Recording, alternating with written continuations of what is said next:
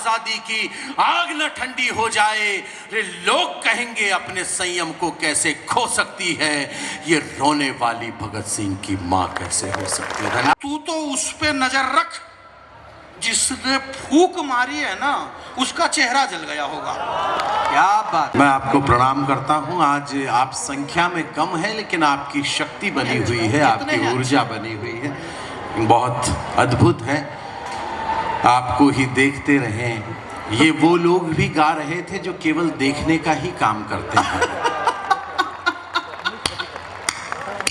और कुछ लोग जो देखने का काम करते हैं वो कुछ नहीं देख पाते, और जो देखने का काम नहीं करते हैं वो देख लेते हैं जो देखा जाना चाहिए।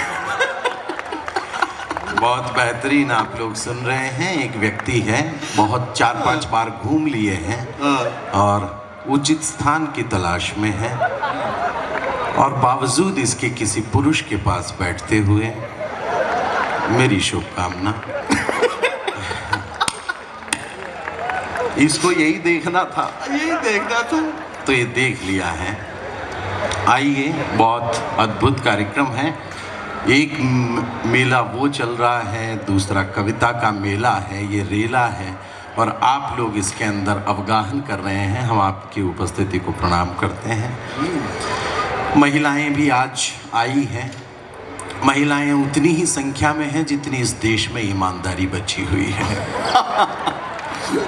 इस बात पर कुछ बेईमानों ने भी तालियां बजाई। ये भी कमाल बात है, क्योंकि बेईमान इतना ईमानदार जरूर होता है कि वो अपने आप को बेईमान नहीं समझता। इस बात पर 2-4 लोगों ने तालियां बजाई है। मुझे लगा है पढ़े लिखे लोग भी बैठे हैं। पुलिस वाले बिना पैसे लिए मुस्कुरा रहे हैं, ये बहुत बड़ी बात है। सर, मैं आपका बहुत सम्मान करता हूं, क्योंकि मुझे कल वापस घर पे भी जाना है। बहुत सारी बातें। महिलाओं को मैं विशेष प्रणाम इसलिए कर रहा हूं क्योंकि आज ये नाटक छोड़ करके आई हैं। महिलाएं रोज शाम को नाटक देखती है, नहीं देखने दो तो फिर करती है। और ये वही लोग तालियां बजा रहे हैं जिनके हाथों से रोज शाम को रिमोट छीन जाता है। मैं ऐसे तमाम पीड़ितों को भी अपना प्रणाम निवेदित कर रहा हूँ। कुछ लोग इस तरफ बैठे हैं, कुछ लोग उस तरफ बैठे हैं, और जो लोग मुख्य धारा में हैं वो मेरे सामने बैठे हैं। मैं आपकी उपस्थिति को प्रणाम कर रहा हूँ। प्रारंभ हो रहा है। मुझे नहीं पता कि उदयपुर, मैं लगभग 3 साल बाद किसी कार्यक्रम में उदयपुर आना हुआ है। मैं उदयपुर को ये नहीं बताना चाहता, ये बताना चाहता हूँ कि मैं नहीं बदला हूँ, लेकिन इन पंक्तियों को पढ़ने के बाद में आप मुझे बताइएगा कि आप बदले हैं या वही रंग आप लोगों का है। क्योंकि मैं मेवाड़ महीपति की उस पवित्र वसुंधरा पर खड़ा हूँ, उस प्रतिबद्ध धरती पर खड़ा हूँ कि यहाँ पर जब मान सिंह यहाँ पर आक्रमण करने आए, और आखेट का बड़ा शौक था मान सिंह को शिकार करने का, तो वो शिकार करने चले गए मान सिंह।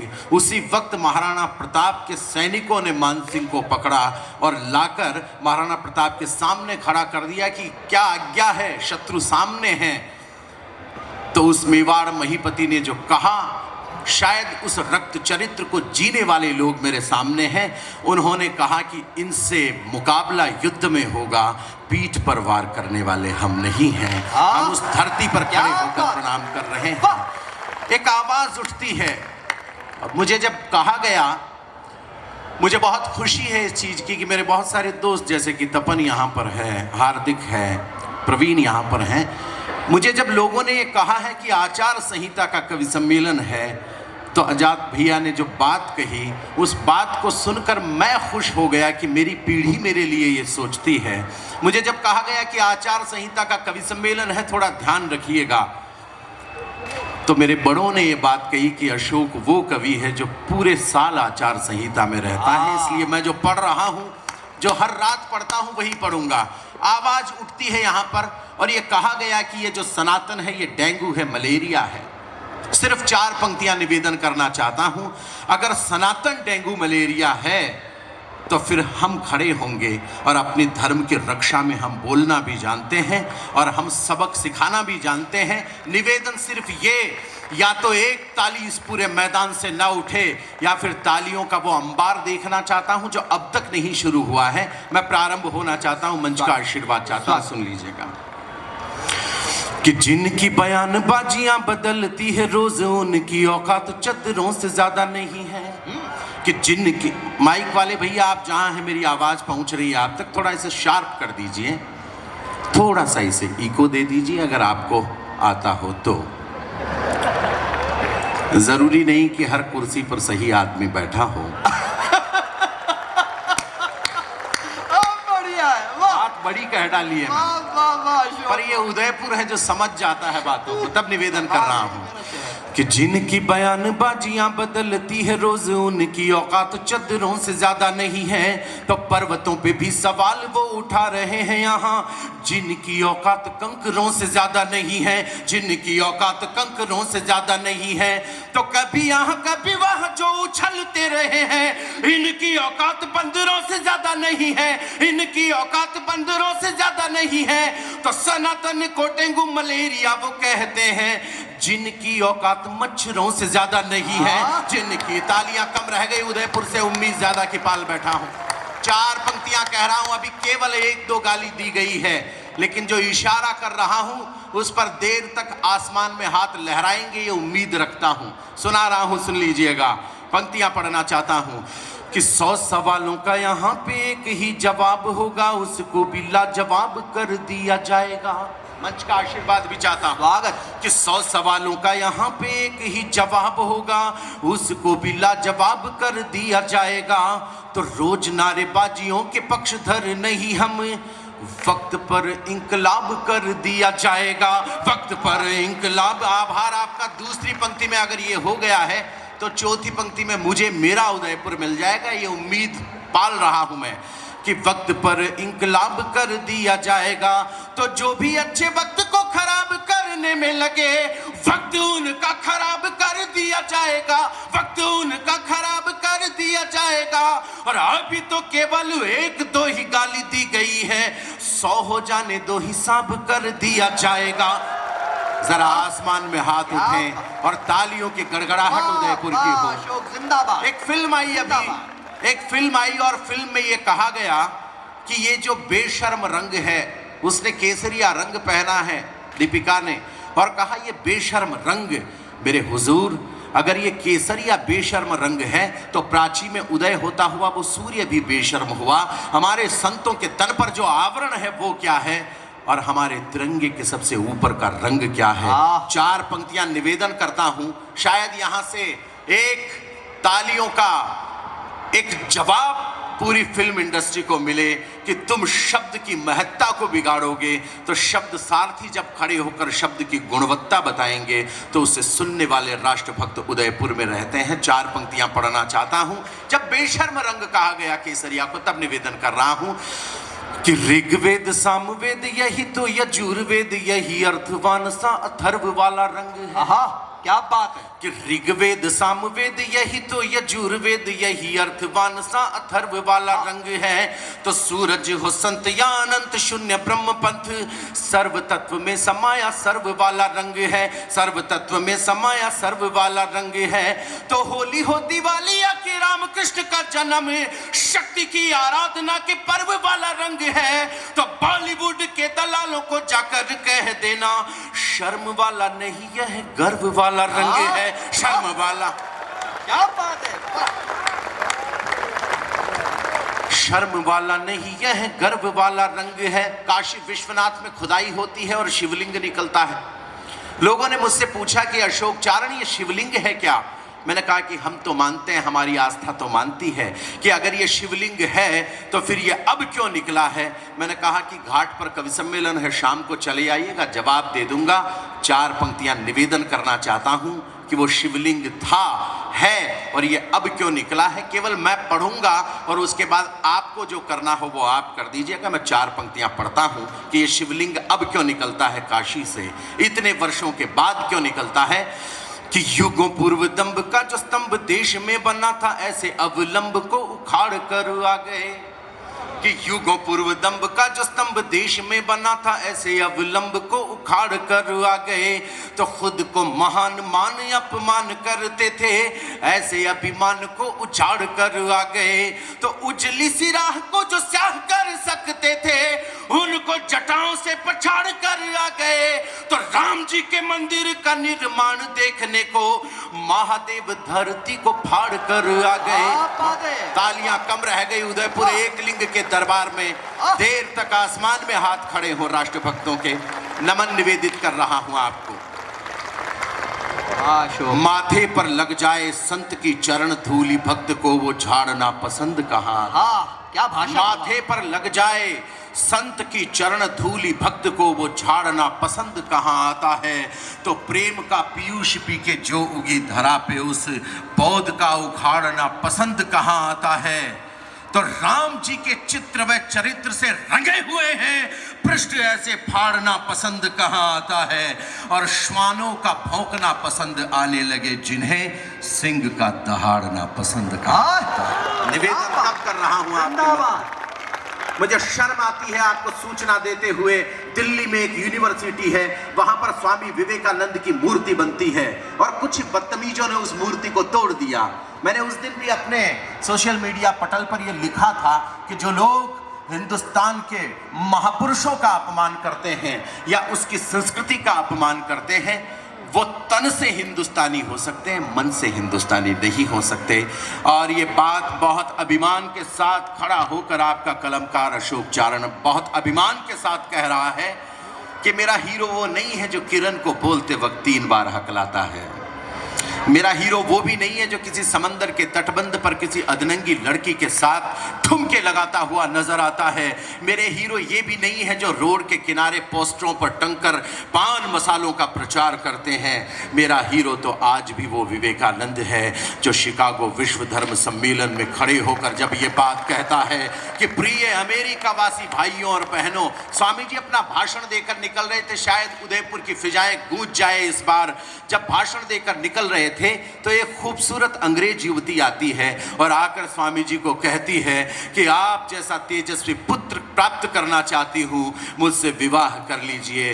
तो स्वामी जी ने अपने हाथ जोड़े और कहा कि मां तो मुझे ही अपना बेटा क्यों नहीं मान लेती। हिंदुस्तान है, ये देश का संस्कार है, ये इस वतन का संस्कार है।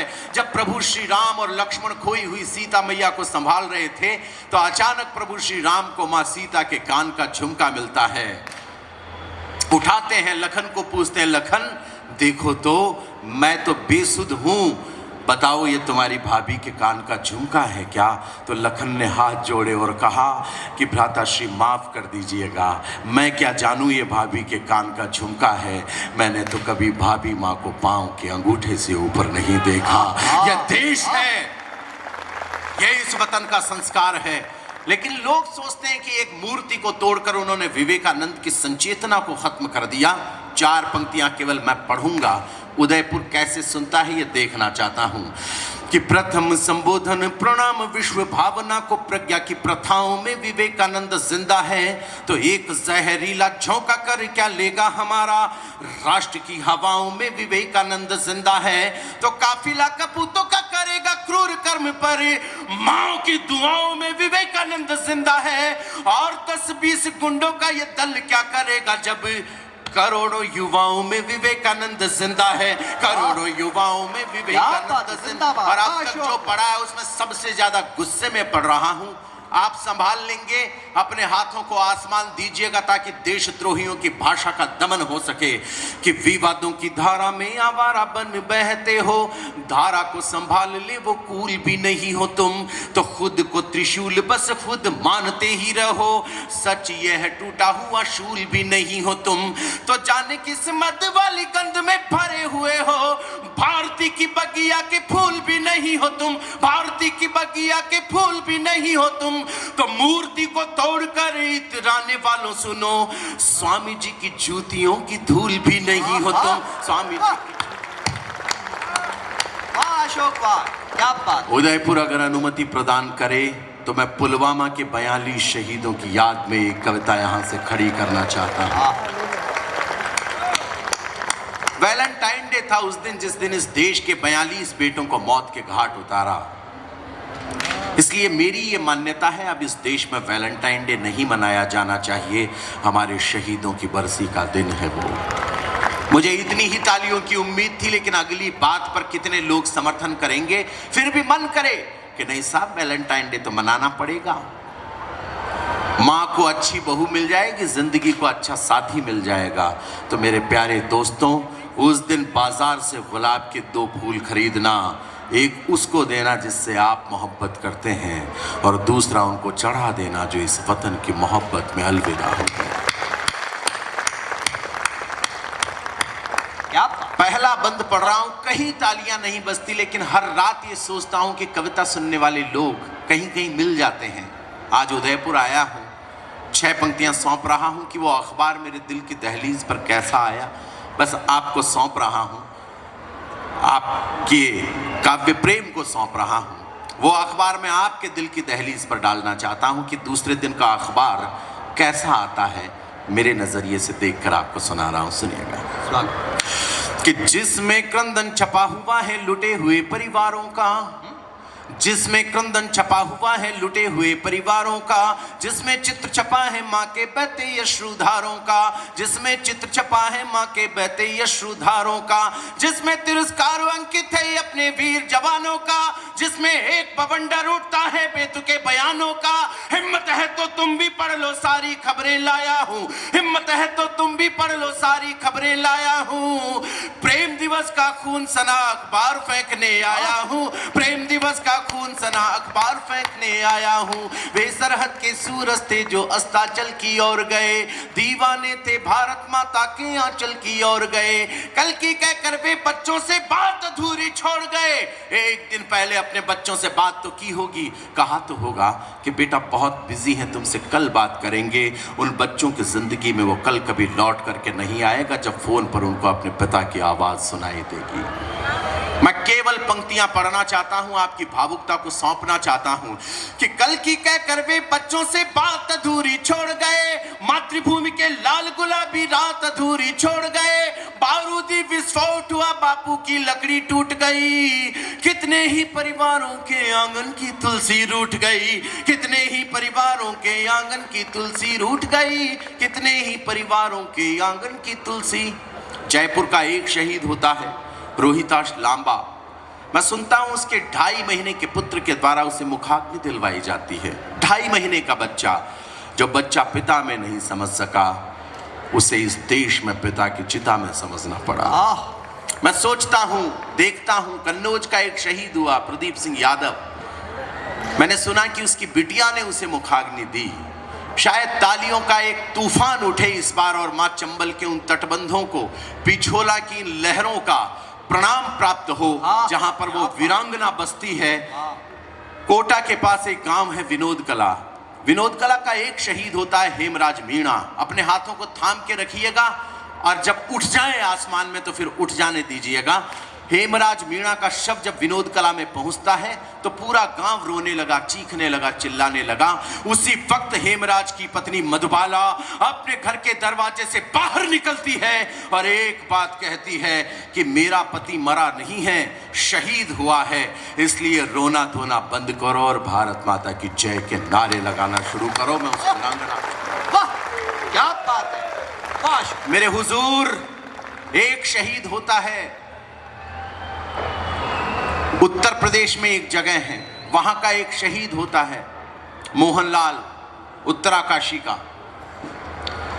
जब मोहन का शव पहुंचा तो उसकी बेटी ने कहा कि मुझे मेरे पापा वापस चाहिए। जब उसे समझाया गया बेटा तुम्हारे पापा वहां चले गए जहां से लौट करके कोई नहीं आता, फिर जो उस बेटी ने किया वो सिर्फ हिंदुस्तान की बेटियां कर सकती है और किसी देश की बेटियों की इतनी सामर्थ्य और औकात नहीं है।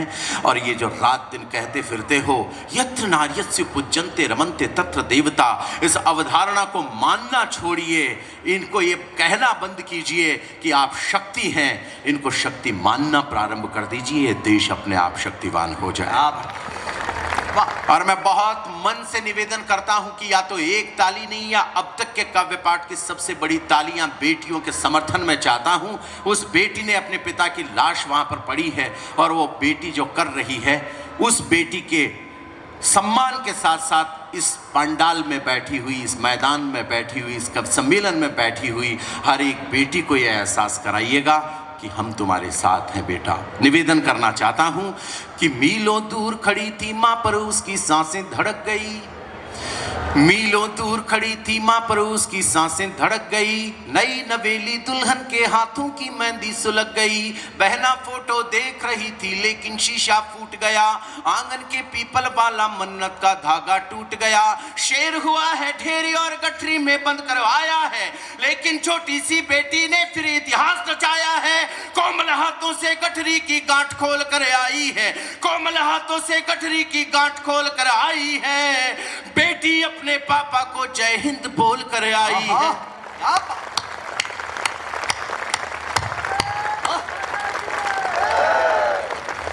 बेटी अपने पापा को जय हिंद बोल कर आई। दूसरे दिन पाकिस्तान का प्रधानमंत्री एक बात बोलता है, अगर हिंदुस्तान ने हम पर हमला किया तो हिंदुस्तान के मुसलमान पाकिस्तान का साथ देंगे। तब अजमेर ख्वाजा गरीब नवाज के दरगाह के दीवान सैयद जैनुल आबिदीन अली खान ने एक बयान दिया, और उस बयान को सुनकर मैं उस दीवान का दीवाना हो गया। हुजूर, मैंने उस बयान को कविता में लिखने की कोशिश की। मैं कविता में ढालकर इसलिए सुना देना चाहता हूं क्योंकि बहुत अच्छे से जानता हूं, 15 साल से मैं भी कवि सम्मेलन के मंच पर हूं। मैं बहुत अच्छे से जानता हूं, और उदयपुर तो जानता ही है कि कुछ कविताएं हैं जो बयानों जैसी होती है, कुछ बयान हैं जो कविताओं से बड़े हो जाया करते हैं। निवेदन तब करना चाहता हूं, सुना रहा हूं आपको। वो दीवान क्या कहता है, आपकी सांप्रदायिक सद्भावना इतिहास में अमर है। यहाँ पर हरावल दस्ते में जब हाकिम खां सूरी लड़ता है तो फिर ये लगता है कि महाराणा के माथे पर जो किरीट पड़ा है, हाकिम खां उसमें मानो बन को ही नूर जड़ा है। और उस समय हरावल दस्ते में था, ऐसे खड़ा हुआ हाकिम, हिंदू धर्म की रक्षा में मानो इस्लाम खां। क्या ये देश है, ये इस चेतना के साथ चलता। दीवान ने क्या कहा, अपनी सांप्रदायिक सद्भावना को थोड़ा और मजबूत कीजिएगा, इस देश को जरूरत है। मैं सुनाता हूं, सुन लीजिएगा, पंक्तियां पढ़ने की कोशिश करता हूं कि मंदिर वाला दीप बुझा तो रोई यहाँ मजारे हैं। राम मरा है तो रहीम की आंखों में अंगारे हैं। तुमने तो बारूद दिया नफरत के सभी अलावों को, लेकिन तोड़ नहीं पाओगे भारत के सद्भावों को। लेकिन तोड़ नहीं पाओगे भारत के सद्भावों को।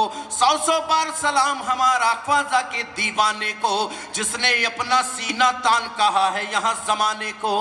जियारत की चादरें चढ़ने आती पाकिस्तान से आज भी अजमेर। तब क्या कह रहा हमारा दीवान, मैं सौंपता हूं, आप कैसे सुनेंगे आप पर छोड़ता हूं कि 100 बार सलाम हमारा ख्वाजा के दीवाने को, जिसने अपना सीना तान कहा है यहाँ जमाने को। कि जिन्होंने हमला बोला है अपने यहाँ निहत्थों पर, सरकारों प्रतिबंध लगाओ पाकिस्तानी जत्थों पर। जब तक ये आतंकी ताकत चकनाचूर नहीं होगी, कोई भी पाकिस्तानी चादर मंजूर नहीं होगी, कोई भी। धन्यवाद। उदयपुर प्रणाम करता हूं मैं आपके इस प्रेम को। कविता पूरी हो गई थी, लेकिन 13 दिन बाद में हमारे बेटों ने एयर स्ट्राइक की। ग्वालियर से विमान उड़े और 100 आतंकवादियों को ढेर करने की बात कहते हैं मीडिया वाले।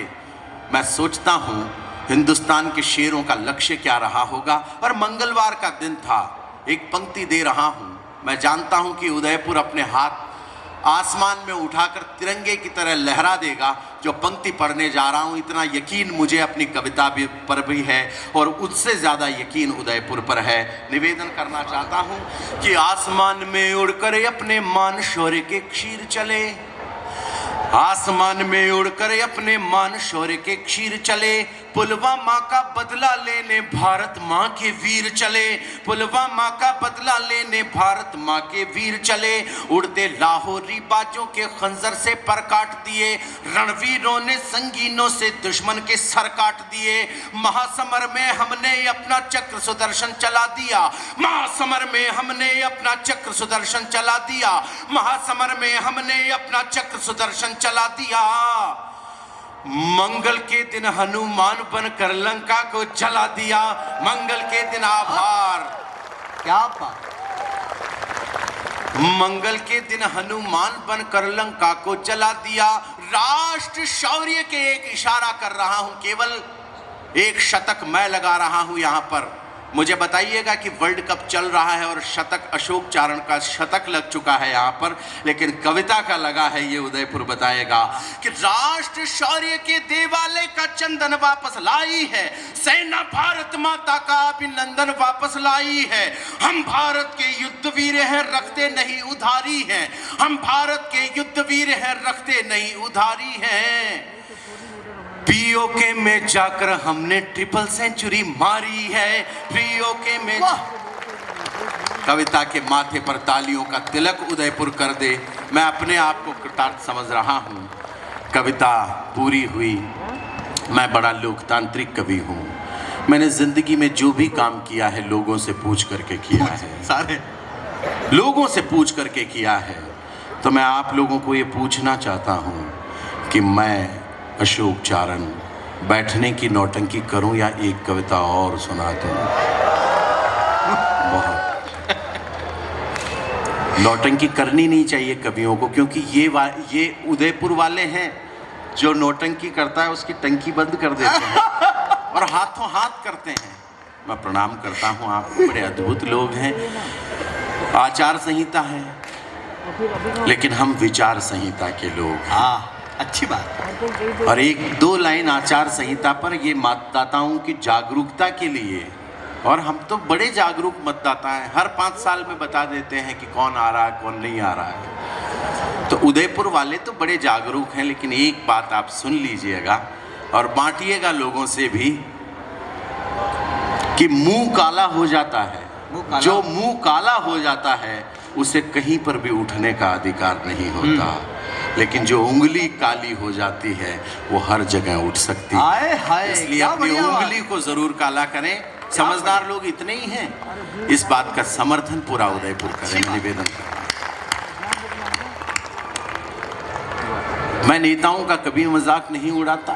आज दिन तक किसी नेता का मैंने मजाक नहीं उड़ाया, क्योंकि मेरे बुजुर्गों ने मुझे समझाया है कि बेटे अशोक, जिंदगी में चाहे जो घोर पाप कर लेना, पर कभी किसी मजबूर आदमी का मजाक मत उड़ाना। मैं कभी भी, अभी हमारी तरफ पिछले चुनावों में बहुत सारे नेता भर के जा रहे थे, एक कार में, कार पलट गई। गांव वाले बड़े संस्कारी थे, आपकी तरह तुरंत अंतिम संस्कार कर दिया। पुलिस वाले अपनी आदत के मुताबिक उस दिन भी थोड़ा लेट पहुंचे। पहुंचते ही बड़े साहब ने पूछा, बोले क्या किया? बोले साहब हमने सबको जला दिया। बोले कोई जिंदा तो नहीं था? बोले ना साहब, एक दो थे जो चिल्ला रहे थे कि हमें मत जलाओ, हम जिंदा हैं, पर हमें लगी कमबख्त नेता है, झूठ ही बोल रहा होगा। तालियां कम बजा रहे हैं आप। अच्छी बात। मैंने बहुत बड़ी बात कह दी है। और साहब आपकी लंबाई के ऊपर पहले तो कि इतने लंबे साहब, इतने लंबे साहब। साहब लंबे क्यों ना हो? कानून के हाथ तो वैसे ही लंबे होते हैं। बढ़िया बात है। क्या बात है, पहली बार कानून के हाथ लंबे देख रहे हैं, और हाथ ही नहीं पांव भी लंबे हैं। निवेदन ये करना चाहता हूं, जब सरदार जी कविता सुना रहे थे, पहले तो इतनी तारीफ की और उसके बाद में पुलिस की कर दी, तो साहब ऐसे पीछे आए और मेरे को कहा कि जितना लंबा मैं हूं, इनको जाकर बोलो कि उतना ही लंबा कर दूंगा। तालियां कम है साहब के लिए आपकी, कमाल कर रहे हैं। ऐसे बढ़िया तालियां बजाइए। इतने अद्भुत साहब, मैंने भी इतना लंबा व्यक्ति पहली बार देखा है। मैं सच कह रहा हूं कि उदयपुर ने कम से कम एक ऑफिसर तो ऐसा तैयार किया है जो चलता हुआ खली के साथ नजर आ जाए। हाँ, बाकी तो कोई मामला नहीं है। देखिए लाल टोपी लगाकर जो खतरे का निशान हमारे बीच में अचानक, क्या बात है। मैं इन तमाम संगीतकारों को अपना प्रणाम निवेदित करता हूँ। जब ये होता नहीं हुआ कभी सुनिए, कहाँ क्या बजाते हो? कुछ नहीं, ये कुछ और बजाते होंगे। क्या बात है, वाह वाह। ऐसे संगीत का ये कितने तेजस्वी लोग हैं, कितने तेजस्वी लोग हैं। कौन है ये लोग, कहाँ से आते हैं, कुछ नहीं पता। क्या बात है। मैं सच बता रहा हूँ कि 2-4 पुलिस वाले चले जाएं और ये जो बजा रहे हैं इसके सम्मान में ये जो कुछ बजाएं तो उसके बाद में फिर जो ध्वनि निकले वो बड़ी अद्भुत हो। आवाज अचानक बंद हो गई है, मुझे लगता है पुलिस वालों ने बहुत सीरियसली ले लिया। बहुत अच्छे, बहुत तुरंत आवाज थम गई, बड़ा अच्छा सा लगा है। संगीत का इतना अपमान नहीं होना चाहिए। तो जले भुने लोग हैं, ईश्वर इनकी आत्मा को शांति प्रदान करे। आप बहुत देर तक फिर रहे हैं, आप कहाँ जा रहे हैं? चश्मा लगाइए ना सर। क्या बात, क्या बात है। क्या नाम है आपका? लगाइए ना चश्मा, बहुत अच्छे। चलिए कोई बात नहीं, बहुत सारी बातें। भाभी जी से निवेदन है इस बालिका को जरा बिठा लें, चुप कर लें, क्योंकि भाभी जी जब अपनी पे आ जाए तो बालिका क्या, बालिका के बाप को चुप कर देती हैं। अच्छा, स्वयं पिताश्री खिला रहे हैं, क्या बात है। मैं आपकी सहजता को प्रणाम करता हूँ। जो काम घर पे कर रहे हो वही बाहर भी कर रहे हो, ये देखिए बड़ी बात है। हाँ, स्वीकारोक्ति बहुत बड़ी चीज़ है। आइए, निवेदन मैं करना चाहता हूँ। बड़ा खूबसूरत उदयपुर है और उदयपुर में हर जगह खूबसूरती है और खूबसूरती नज़र आती रहती है और उदयपुर खूबसूरती की तलाश कर लेता है, क्योंकि उदयपुर की आँखें इतनी खूबसूरत है कि वो हर सूरत को खूबसूरत मानता है। क्या बात। ये बात मैंने इतनी गहरी कर दी है कि बहुत कम लोग समझे हैं, लेकिन समझ बिल्कुल समझ तो गए ही हैं। लेकिन ये पिछोला के किनारे पर बैठे हुए लोग हैं जो कभी भी डूब जाते हैं।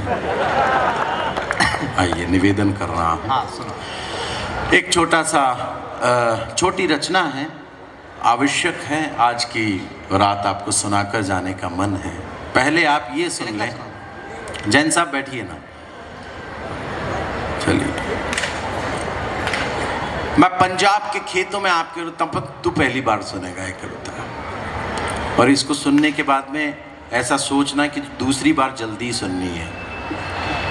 निवेदन कर रहा हूँ, कोई दिक्कत वाली बात नहीं। विराजित हो सर, स्वागत है आपका। जैन साहब, पंजाब के खेतों में आपको लेके चल रहा हूं, जहां पर एक किसान बीज बो रहा है। आप बैठे हैं सामने, कहीं ना कहीं आपके पुरखे पंजाब से आते हैं।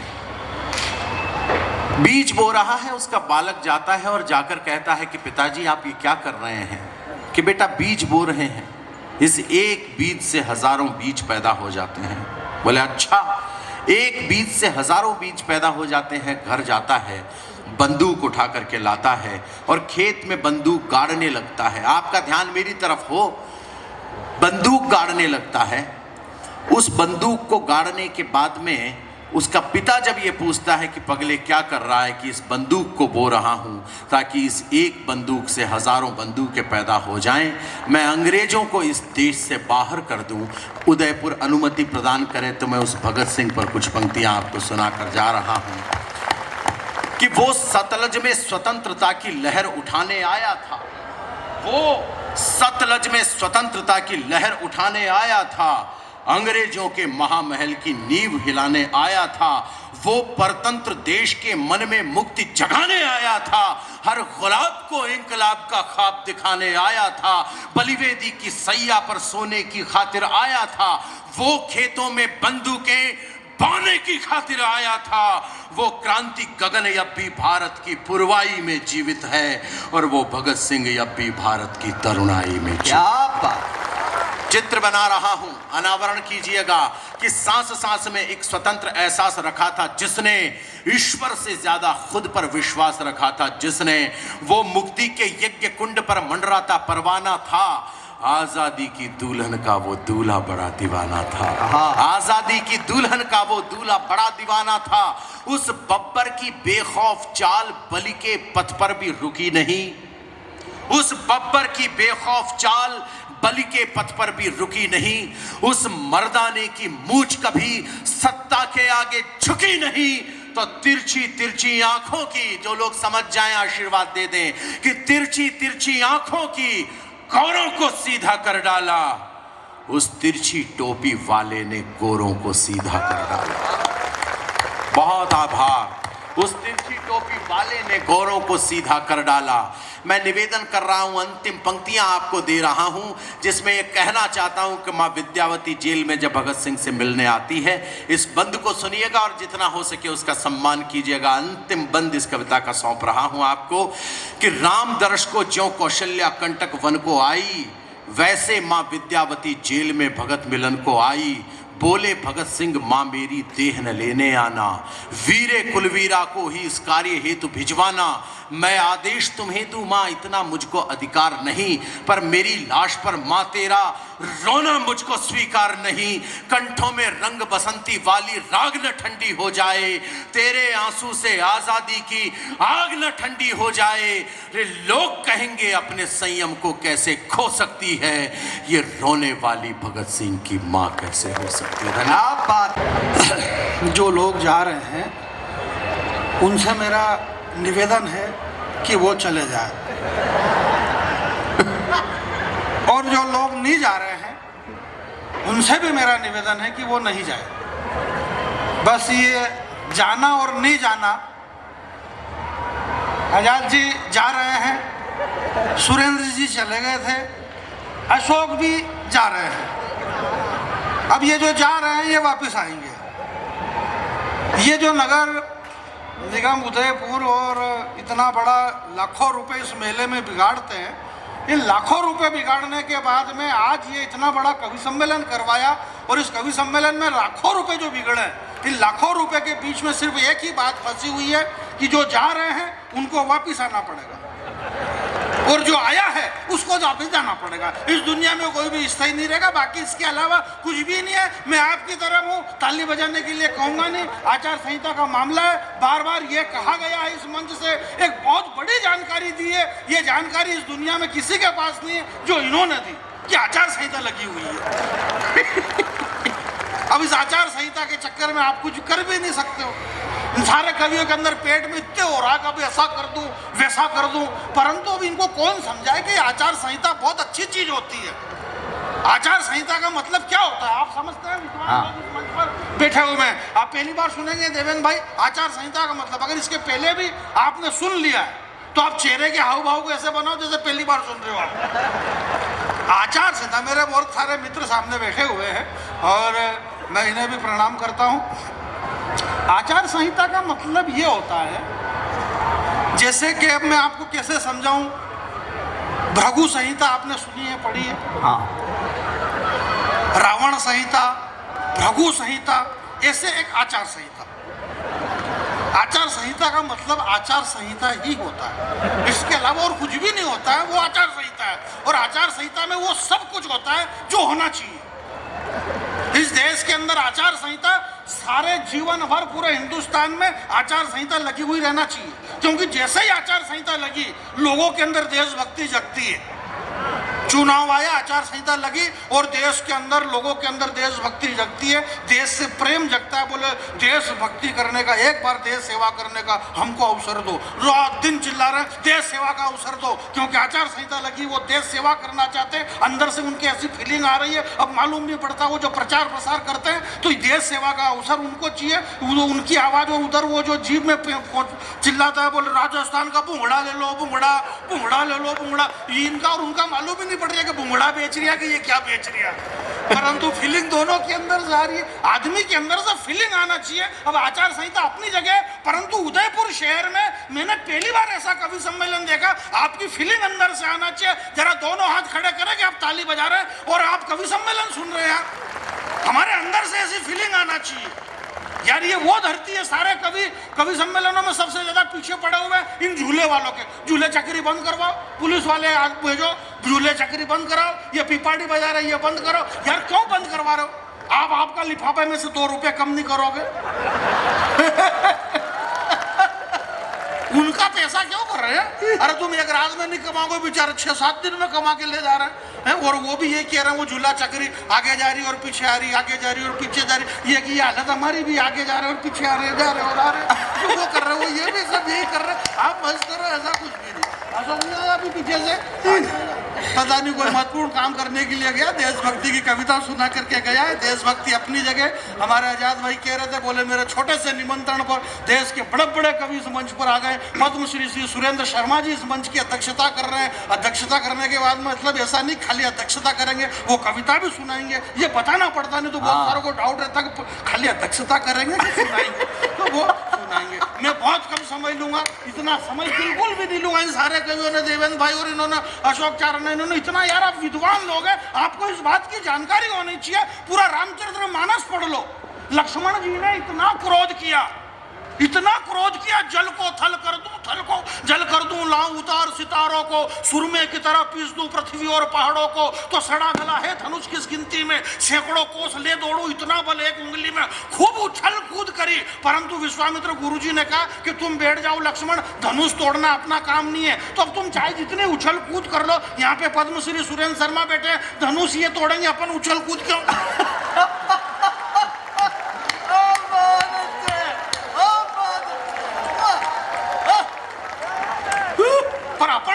मतलब मेवाड़ मालवा के, मारवाड़ और मेवाड़ के, मालवा के लोग इतने बोले डाले, नौतानी तो भी जा रहा जबरदस्ती, नौतानी तो भी जा रही है जबरदस्ती। आचार संहिता लगी, अरे भाई आचार संहिता लगी है तो अपनी दुकान बड़ी करो भाई, अपने दुकान है, दुकान में आइटम ज्यादा रखो ना। एक तरफ लेडीज आइटम, मान लो भाई साहब बारगाम गया तो भाभी जी के दुकान पे बिठी थी, वो सारे लेडीज आइटम बेचेगी, बोले अपने पास में फाल है, पिकू है, सुई है, धागा है, बटन है, ये सारे लेडीज गारमेंट सारे आइटम मिलेंगे, भाभी जी संभाल लेगी। और मान लो भाभी जी नहीं है तो भाई साहब संभाल लेंगे, बीड़ी, माचिस, सिगरेट, गुटखा, अंडल बंडल आइटम सारे रखो ना, तो अपनी दुकान बड़ी रखो। मान लो आचार संहिता, अपने को नेता का नाम नहीं लेना, अपने को किसी की भावना को ठेस पहुंचे ऐसी बातें मत करो, अपने को क्या लेना देना, वो जितनी ठेस पहुंचाए पहुंचाने दो, तुम तो मत पहुंचाओ कम से कम। अपन ऐसा काम मत करोगे, ऐसा हो जाए और वैसा हो जाए। ये तो दान वीरों की धरती यार, उदयपुर पे क्या कविता, और यहाँ पे क्या कवि सम्मेलन और क्या कविता सुनाएंगे। मैं बहुत साल पहले यहाँ पर आया था और हमारे अशोक भाई भी कह रहे थे कि मैं बहुत बरसों से यहाँ पे आ रहा हूँ, बहुत साल पहले, मेरे को भी ध्यान नहीं है। मेरे को लगता है शायद जब ये पृथ्वी जो थी इसको हिरणाक्ष समुद्र में ले गया और भगवान विष्णु ने फिर वामन अवतार लिया और अपने दांत के ऊपर इस पृथ्वी को उठा करके लाए। 28 दिन तक भगवान विष्णु और हिरणाक्ष राक्षस का भयंकर युद्ध हुआ। लाखों साल हो गए इस बात को, शायद उस समय आए होंगे, क्योंकि बहुत साल तो तभी होते हैं बहुत साल पहले तो यही साल होते, बाकी तो कुछ भी नहीं है। जिस समस्या इसमें ये आ रही है कि देश की सबसे बड़ी समस्या, अब हमारे सीआई साहब सामने बैठे हुए था, ये ज्यादा हाइट है, बोले कितना लंबा आदमी, कितने लंबे पुलिस वाले। चलो कोई बात नहीं, अगर ये छोटे होते तो, अरे बोले कितने छोटे ये, और कितने छोटे ये, और अच्छा ये ना छोटे होते ना बड़े होते, अगर एकदम मीडियम होते, और बोले ये तो एकदम मीडियम, क्या मतलब, नाम है मतलब इनका। आदमी को चैन कहीं से भी नहीं पड़ रही यार, इसलिए आप बिल्कुल चैन नहीं, मैं ऐसा टेंशन दूंगा नहीं। देशभक्ति वगैरह अपनी जगह, हमारे अशोक भाई ने देशभक्ति की कविता सुनी, क्या है, अरे रोंगटे क्या, मेरे गाँव में तो मैं बुलाता ही नहीं, ये तो कविता पढ़ के चले जाए लोगों के रोंगटे खड़े हो जाते हैं। अभी 4-6 दिन पहले अशोक चारण आए और लोगों के रोंगटे खड़े हो गए, आज तक रोंगटे बैठ ही नहीं रहे, लोगों के रोंगटे खड़े हैं। छोटे छोटे बच्चे चड्डी बनियान नहीं पहन पा रहे हैं क्योंकि रोंगटे खड़े हैं उनके। डॉक्टर कैसल, जरा ढंग से ताली बजाइए आप। बीमारी समझ में नहीं आ रही, बोले बीमारी कौन सी, बोले रोंगटे की बीमारी। यार ये रोंगटे वाली बीमारी कौन सी, आज तक समझ में नहीं आ रही है। इस देश के अंदर मुंबई, दिल्ली में और यहाँ पे हजारों लाखों रुपए हॉस्पिटल में ले लिए, बोले किस बात की, बोले कोरोना था, भर्ती हो, लाखों रुपए लिए, जबकि इलाज था ही नहीं, इलाज है ही नहीं, पर बिल लाखों रुपए का आया। इस देश के अंदर ऐसा हो रहा है, इसलिए ज्यादा ध्यान मत दो, कोई कुछ भी कर ले, ये देशभक्ति कुछ नहीं। ये कितनी देशभक्ति, अभी इसके 2000 रुपए लिफाफे में कम कर दो, 2 मिनट में तू तड़ाके पे आ जाए। अरे बोले तुम तो बोले देशभक्ति अपनी जगह, पेमेंट अपनी जगह। देश पेमेंट से चलता है, बात खत्म और कुछ भी नहीं है। सब है, इतना भावुक होने की जरूरत नहीं। अजातशत्रु जी बहुत भावुक हो रहे थे, मेरे छोटे से निमंत्रण पर बड़े बड़े कवि आ गए। इसमें क्या है, आपने जितने पैसे जितने मांगे इतने दे दे तो आ गए। ये तो आप पैसे दे दो अमिताभ बच्चन आ जाए, उसमें कौन सी नई बात है। आप पैसा दो, और ये उदयपुर तो देने के लिए फेमस है। अब इनको कौन बताए कि इस दुनिया में, इस सृष्टि पे, भारत के इस सृष्टि में सबसे बड़ी अगर चीज है तो वो उदयपुर है। और वो इसलिए उदयपुर, यहाँ पत्रकार लोग बैठे हुए होंगे, मेरी बात को ध्यान से सुने। इस सृष्टि पे उदयपुर से ज्यादा देने वाली धरती कौन होगी? पीठ को काट कर, पेट को काटकर पीठ के बल पर जिस पीठ की नींव रखी है, उस नींव के ऊपर उदयपुर खड़ा हुआ है। जो पन्ना अपने बेटे को कटवा दे, इससे बड़ी दुनिया में कोई त्यागशीलता हो तो बताए मेरे को।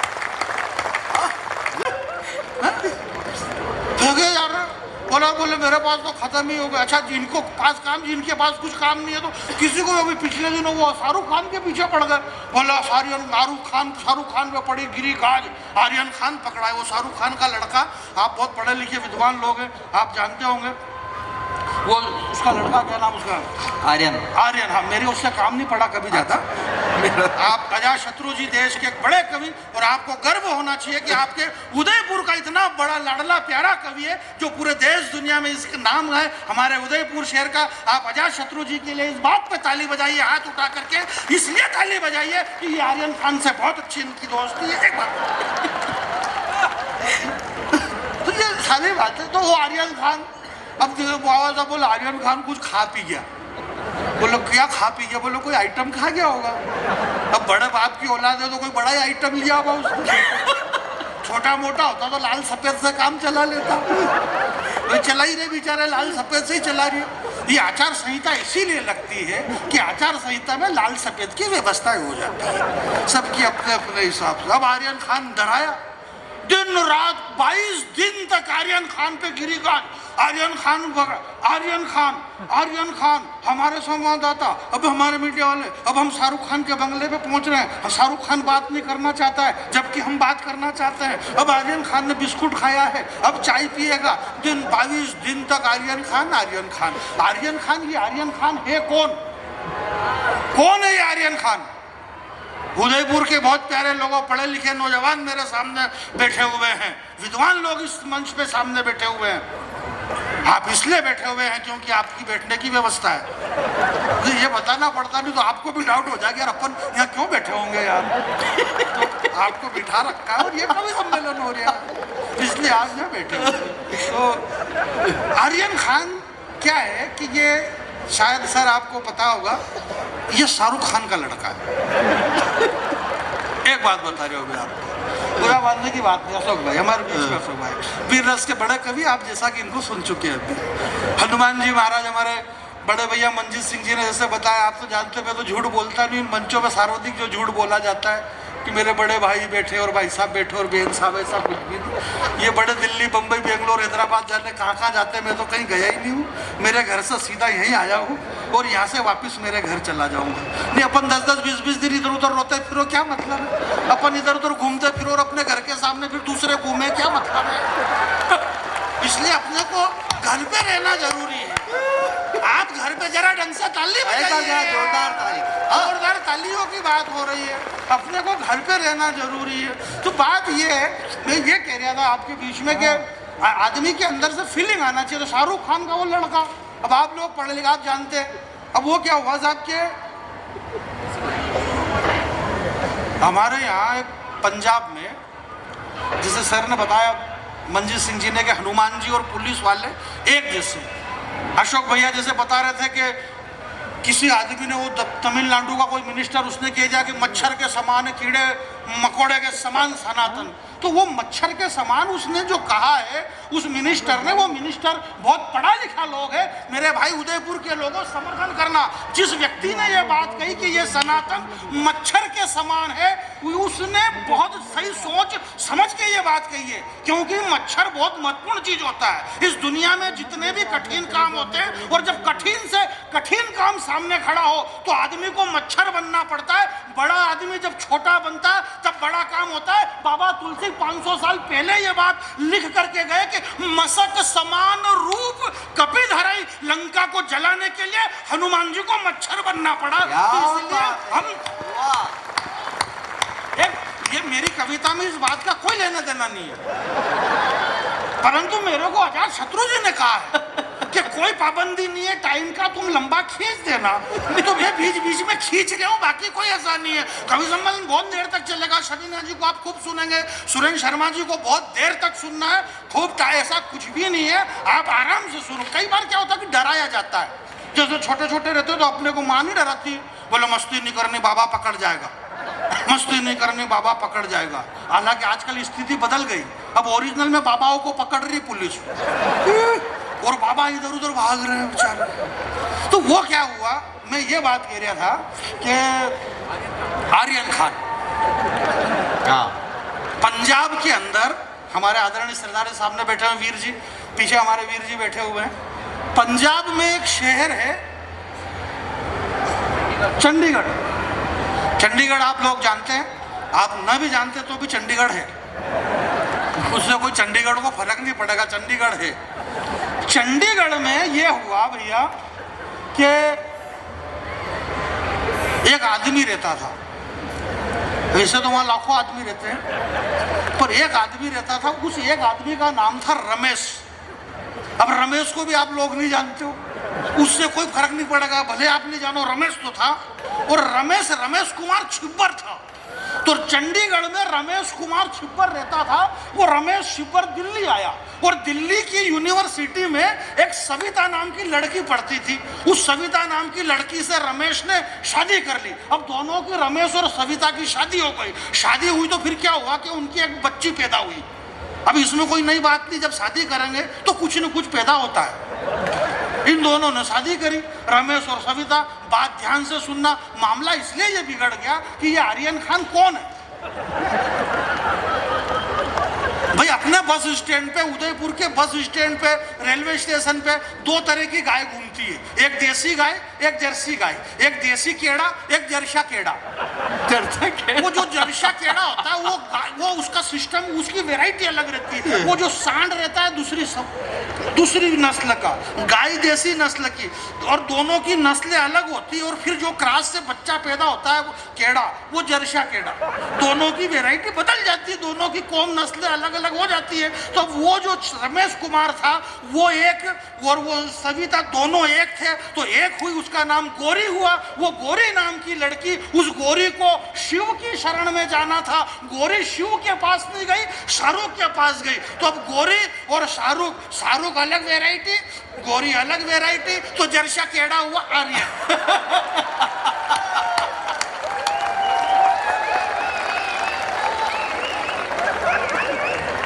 और ये जो जर्से होते हैं ये किसी काम के नहीं होते। जो देसी केड़ा होता है वो बेल रहता है, वो बैल गाड़ी में काम में आता है, वो हल जोतने में काम में आता है, वो बक्खर में काम में आता है, वो काम का रहता है। परंतु जर्सा केड़ा किसी काम का नहीं। उसकी आवाज तक ढंग की, वो जो गाड़ेले लुहार रहते हैं उनको आप कह दोगे भैया जर्सा केड़ा लेना तो वो गाड़ेले लुहार तक बदल जाए, बोले रेवा दे थारा रेवा देगा।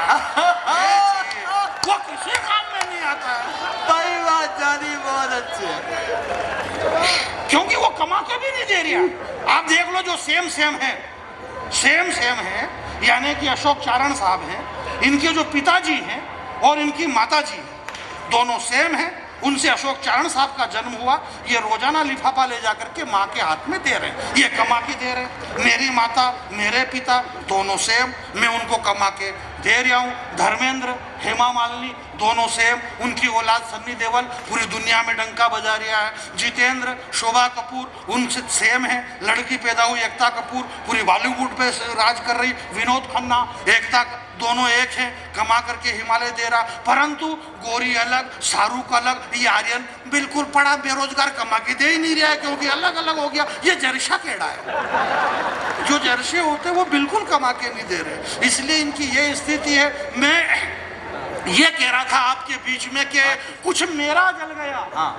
हमारे बीच में चाय आ गई है, चाय बराबर पिलाई जाए। चाय के लिए मैं कुछ भी नहीं कहना चाहता हूं, जो कह दिया तो फिर क्या कहा।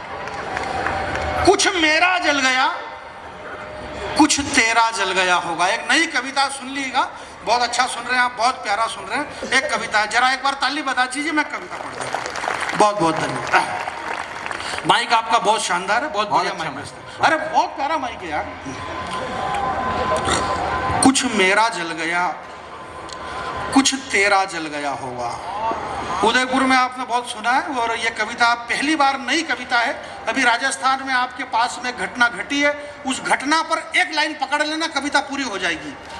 कुछ मेरा जल गया होगा, चाचा जी एक नई कविता है। कुछ मेरा जल गया, कुछ तेरा जल गया होगा, कुछ मेरा जल गया होगा, कुछ तेरा जल गया होगा।